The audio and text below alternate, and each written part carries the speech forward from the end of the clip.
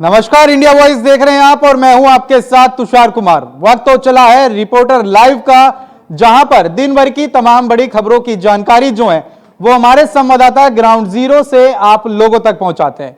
लेकिन सबसे पहले बात करेंगे कि हाथरस हादसे में अब तक कितने लोगों की जानें जा चुकी हैं और प्रशासन द्वारा क्या कुछ कार्रवाई की जा रही है। खबर पर विस्तार से जानकारी दे रहे हैं हमारे संवाददाता मोहम्मद शाहनवाज। हाथरस के सिकंदराव के रतबानपुर में हुए एक दुखद हादसे के बाद सत्संग कार्यक्रम में अब तक 121 लोगों की मौत हो चुकी है, जिसके बाद दर्जनों लोग घायल अवस्था में अपना उपचार करा रहे हैं। इसी दौरान बाबा की ओर से सुप्रीम कोर्ट के वकील एपी सिंह आज अलीगढ़ पहुंचे हैं। बाबा की ओर से आए एडवोकेट एपी सिंह लगातार मृतकों के परिवार और घायलों से बातचीत कर रहे हैं। उसी दौरान आज वे अलीगढ़ के जेएनएमसी और पंडित दीनदयाल हॉस्पिटल पहुंचे, जहां उनके द्वारा घायलों और उनके परिवार के लोगों से हाल जाना, वहीं इस पूरी घटना को लेकर दुख व्यक्त किया। इधर पूरे मामले में जानकारी देते हुए एडवोकेट एपी सिंह के द्वारा बताया गया कि बाबा के आदेश के बाद वे आज अलीगढ़ पहुंचे हैं और मृतकों के परिवार और घायलों से बातचीत कर रहे हैं। साफ तौर पर उनका कहना है कि बाबा के द्वारा उनको आदेश दिया गया है और ये कहा गया है कि जिस प्रकार की भी पुलिस प्रशासन को उनकी जरूरत होगी वे सामने आकर उनकी मदद करेंगे। हालांकि साफ तौर पर एपी सिंह का ये भी कहना है कि बाबा अभी कहीं भागे नहीं है, बल्कि बाबा यूपी के अंदर ही हैं और बाबा का साफ तौर पर मेरे द्वारा ये कहा गया है कि जब भी पुलिस प्रशासन को या अन्य किसी एजेंसी को जरूरत होगी तब बाबा तत्काल उनका सहयोग करेंगे। उसी के चलते आज वे अलीगढ़ पहुंचे हैं और घायलों और मृतकों के परिवार से बातचीत की है।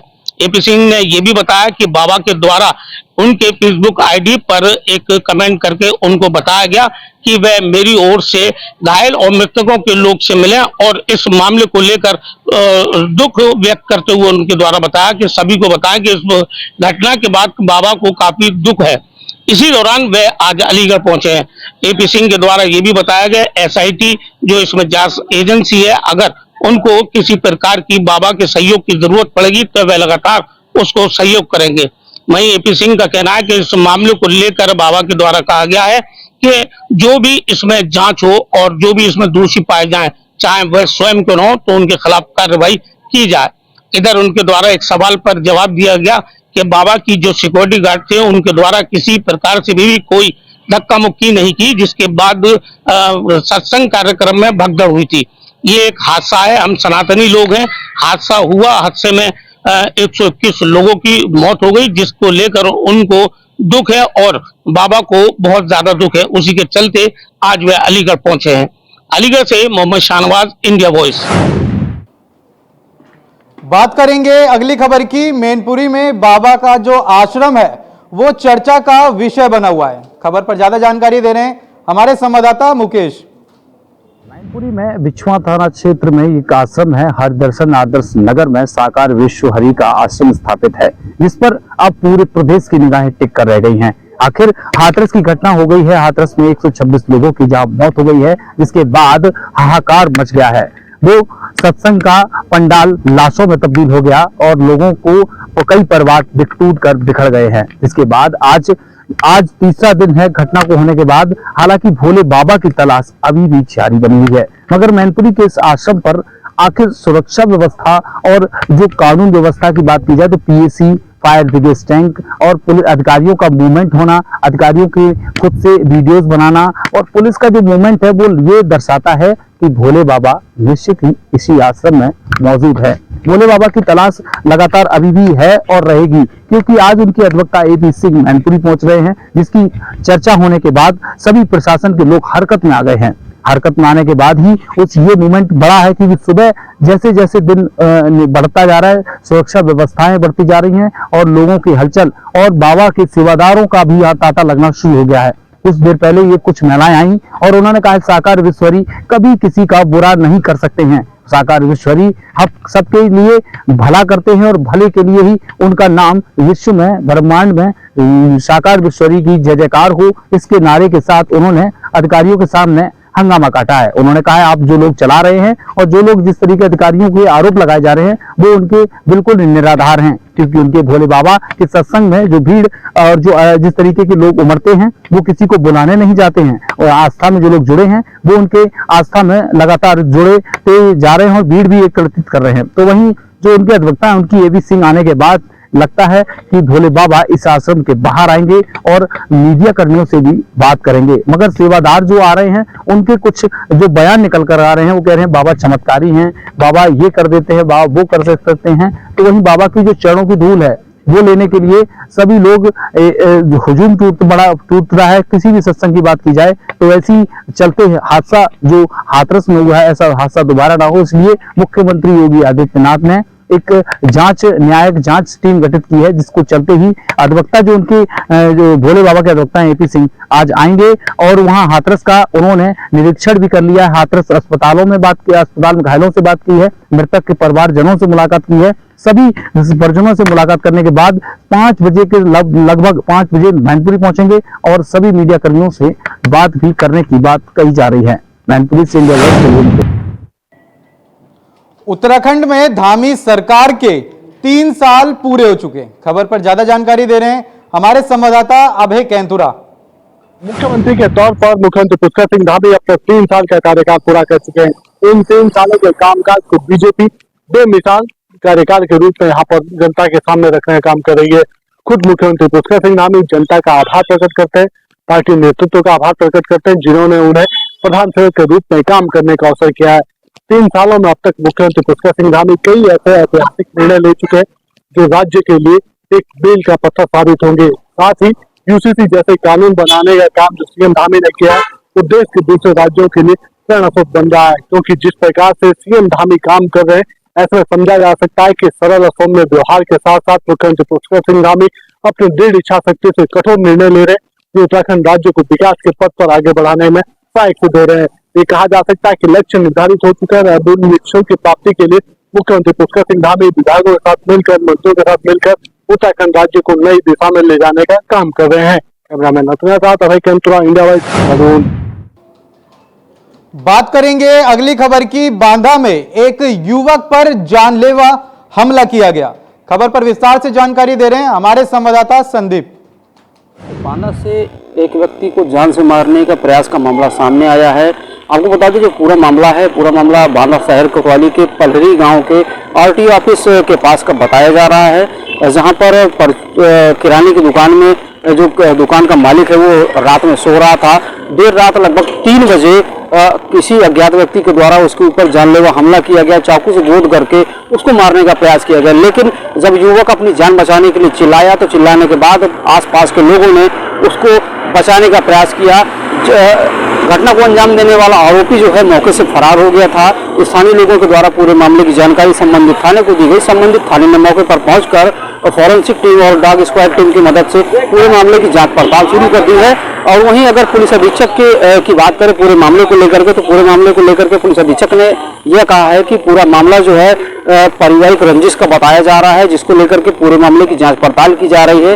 वहीं अगर बात करें पूरे मामले के खुलासे की, तो पुलिस ने यह भी कहा है कि पूरे मामले को जल्द से जल्द जांच करने के बाद पूरे मामले का खुलासा किया जाएगा। अब देखना होगा कि पुलिस के द्वारा ये मामले की खुलासा कब तक किया जाता है। इंडिया वाइज के लिए संदीप कुमार।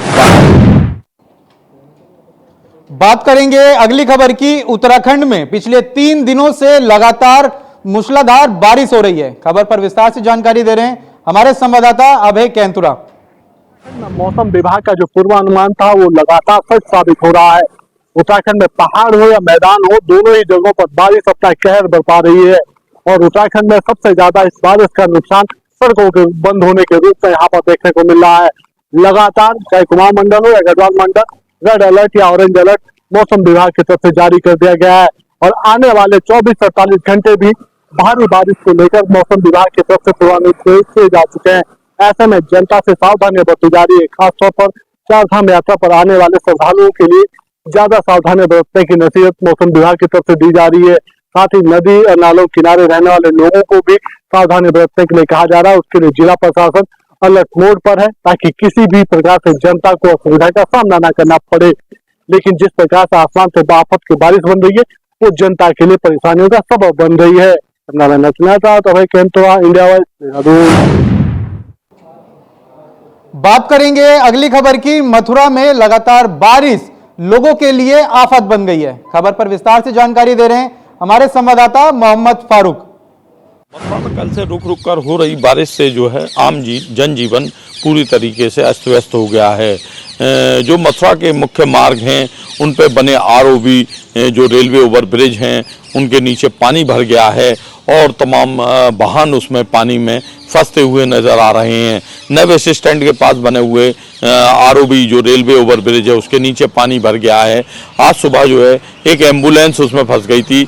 उस एम्बुलेंस को निकालने के लिए जेसीबी को बुलाना पड़ा और जेसीबी द्वारा उस एम्बुलेंस को निकाला गया। इसी तरह से भूतेश्वर चौराहे पर जो आरओबी है उस पर भी नीचे पानी भरा हुआ है।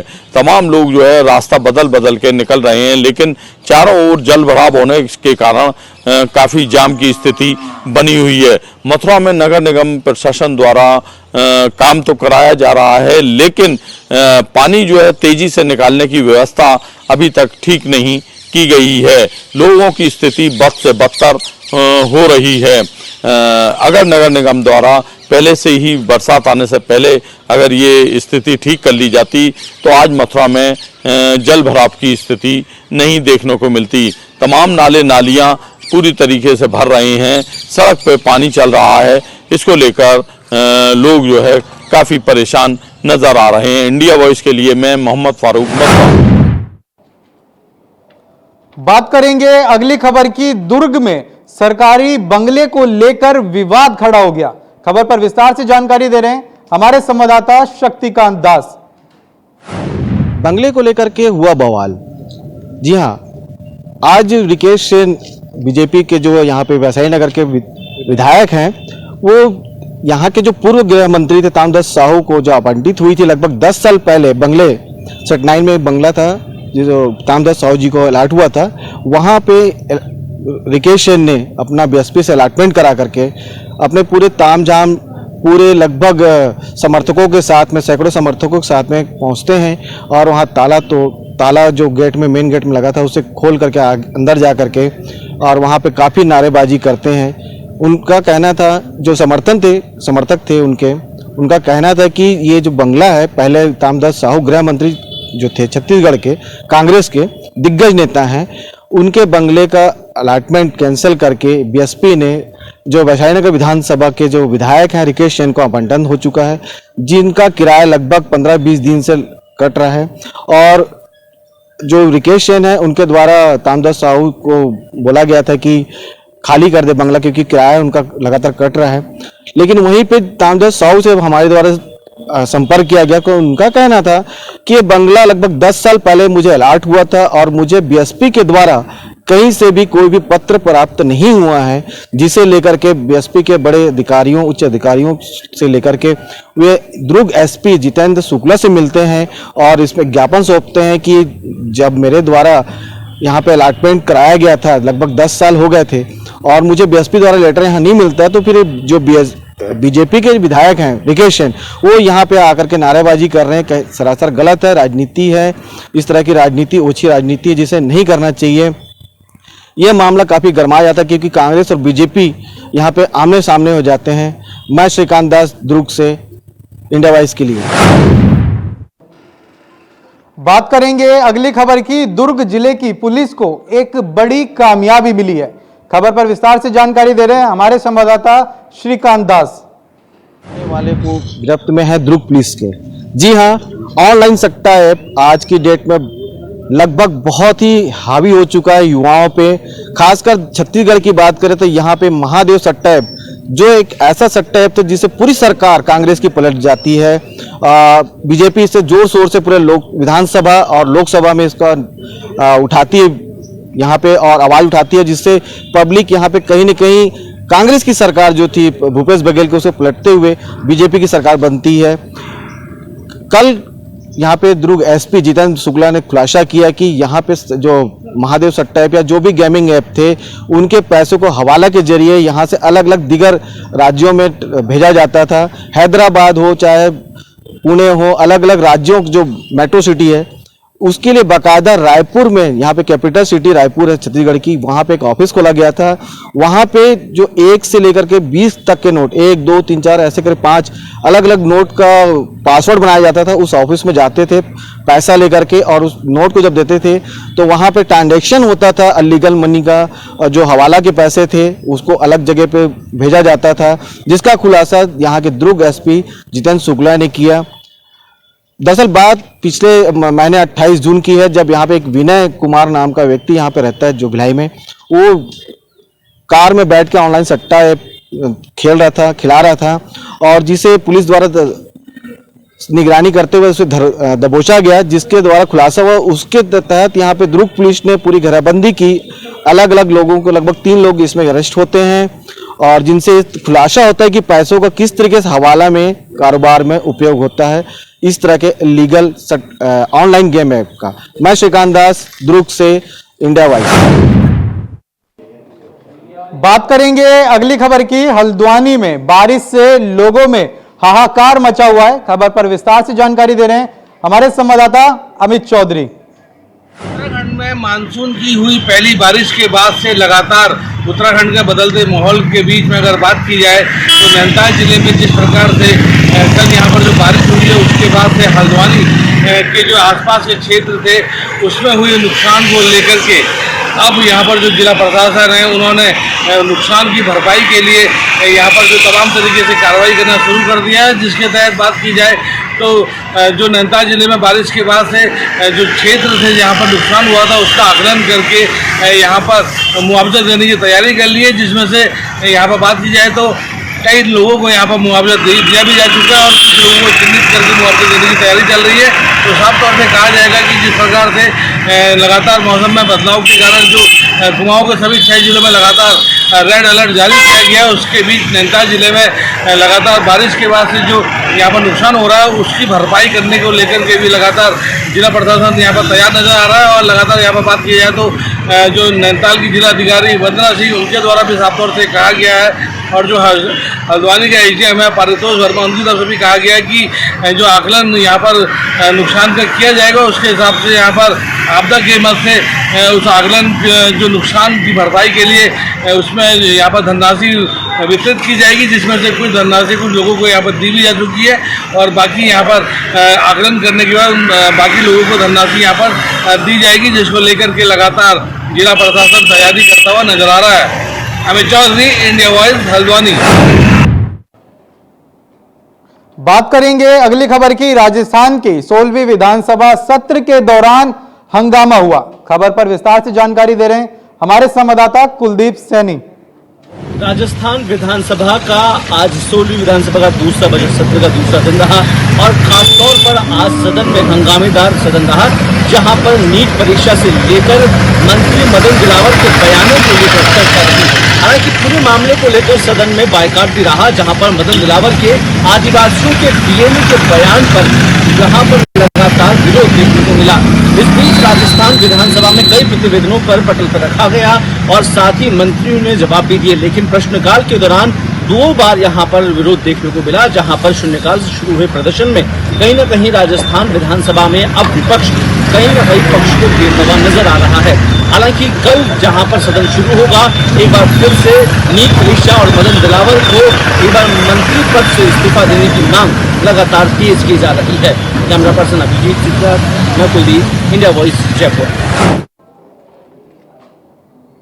बात करेंगे अगली खबर की। जयपुर में नीट परीक्षा को लेकर छात्रों ने विरोध प्रदर्शन किया। खबर पर विस्तार से जानकारी दे रहे हैं हमारे संवाददाता कुलदीप सैनी।